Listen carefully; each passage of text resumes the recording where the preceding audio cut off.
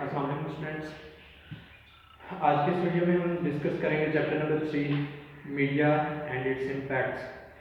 इस चैप्टर के एक्सरसाइज का ग्रामर पोर्शन में पेज नंबर 26 में पे आपके पास जो ए पार्ट है इसका, उसमें आप change the following words into nouns, fill in the blanks with nouns. क्या आपको ये वर्ब्स दिए गए हैं, इन वर्ब्स को आपने नाउन्स में कन्वर्ट करना है और उन नाउन्स की मदद से आपने ये जो ब्लैंक्स हैं इनको फिल करना है। नंबर 1 है आपके पास doctors are concerned with blank of the patients. अब यहाँ इसके लिए आपको जो लफ्ज दिया गया है वह सेव। सेव जो है ये वर्ब है। Doctors save the life of the patient, लेकिन यहाँ इसका जो नाउन हम बनाएंगे वो होगा सेफ्टी, हिफाजत। नंबर 2 है in a state of dash she cried loudly. Excited, excited word जो आपको दिया गया है ये वर्ब है। She was excited, I was excited, I am excited. ये एक ऐसा वर्ब है जो हमारी कहने की हालत को शो कर रहा है। तो एक्साइटेड से जो नाउन बनेगा वो होगा एक्साइटमेंट। नंबर 3 है floods often cause large scale devastating, जो है ये वर्ब है, और डिवास्टेशन। नंबर 4 है positive dash will keep you healthy.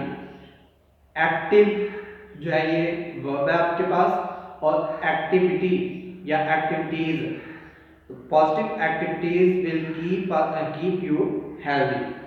यहां प्लूरल नाउन आएगा। नंबर 5 है her dash was quite obvious helpless, she was helpless. ये कंडीशन को जाहिर करता है हेल्पलेस, और अगर इस हेल्पलेस को आपने नाउन बनाना है तो इसके साथ आप नेस NESS लगाएंगे। तो हर हेल्पलेसनेस वॉज क्वाइट ऑब्वियस। इसी तरह से अगले छठे के साथ भी आप होपलेस के साथ नेस लगाएंगे तो वो नाउन बन जाएगा। नंबर 7 पे है she has the dash required for the job, कि उसके अंदर इसके लिए जो आपको लफ्ज दिया गया है एबल है, कि वो काबिल है, लेकिन यहाँ काबिलियत आना है यानी कि ability. She has the ability required for the job. Number 8 है have you any dash of the act justify. Justify जो है ये भी वर्ब है फर्स्ट फॉर्म, और जस्टिफाई का जो हम नाउन बनाएंगे वो होगा जस्टिफिकेशन। इसके बाद आते हैं हम नंबर बी पे। इसके पार्ट बी है identify personal, possessive, reflexive and indefinite pronouns. Personal pronouns जो हैं ये जो 3 पर्सन्स के लिए इस्तेमाल होने वाले प्रोनाउंस हैं, जैसे आई, यू, ही, शी, इट, दे, ये जो हैं ये पर्सनल प्रोनाउंस हैं जो फर्स्ट पर्सन, सेकंड पर्सन और थर्ड पर्सन के लिए इस्तेमाल होते हैं। उसके बाद पोजेसिव प्रोनाउंस हैं माय, माइन, योर, योर्स, और, ऑज, his, her, there, it's.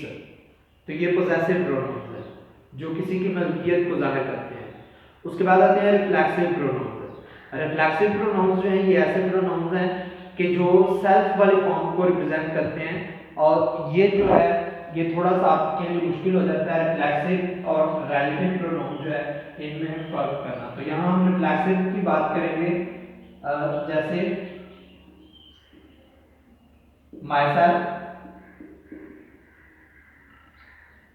herself, himself।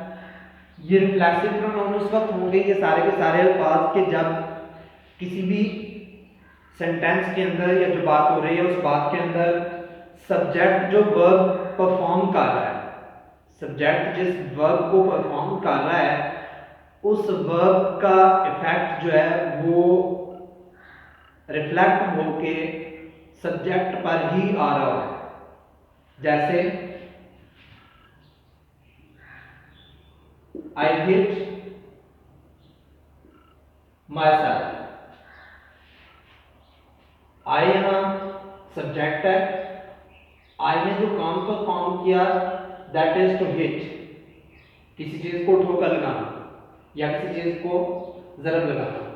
अब इसका जो इफेक्ट हुआ है इस वर्ब का, वो वर्ब का इफेक्ट भी सब्जेक्ट पर ही हुआ है, मीन्स के यहाँ जो ऑब्जेक्ट है वो भी सब्जेक्ट ही है।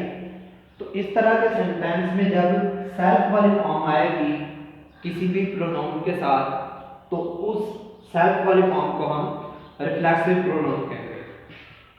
उसके बाद है इंडेफिनिट प्रोनाउन। इंडेफिनिट से मुराद कोई भी ऐसा प्रोनाउन के जो exact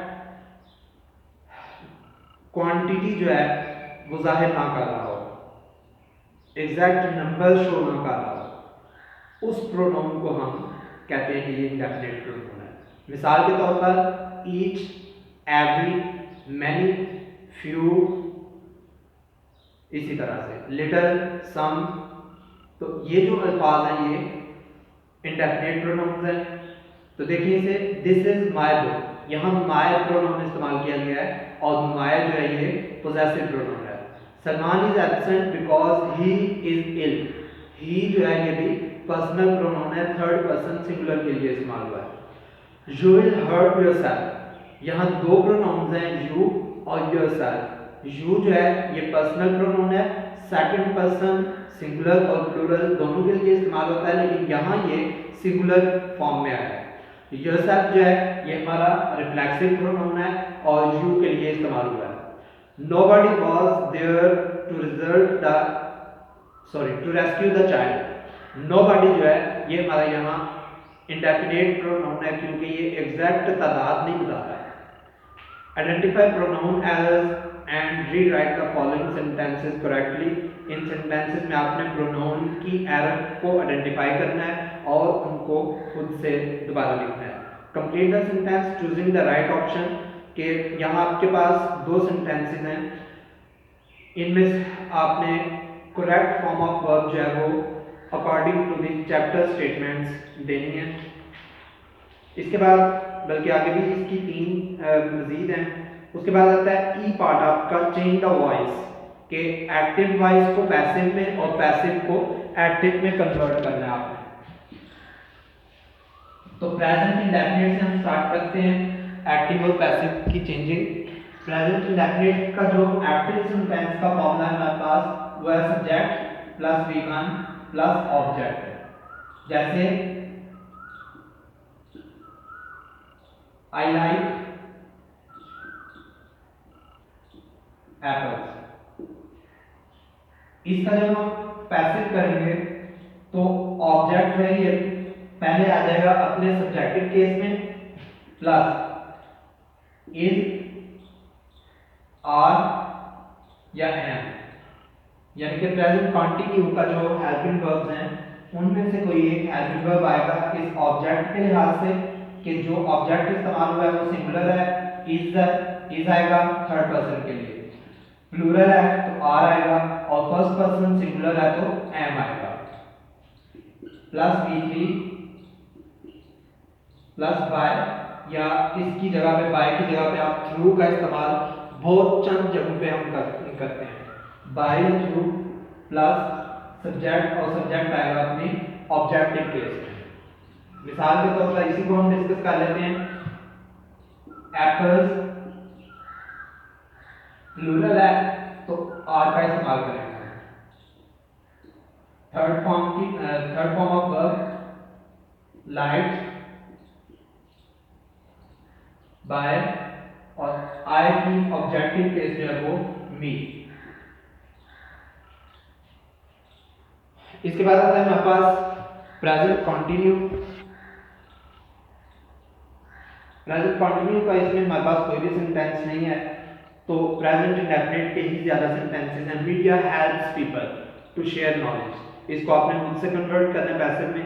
there feelings and opinions are expressed through it, ये पैसिव है, इसका आपने एक्टिव बनाना है। Media attracts the attention of a very large audience, इसको भी आपने कन्वर्ट करना है मुझसे।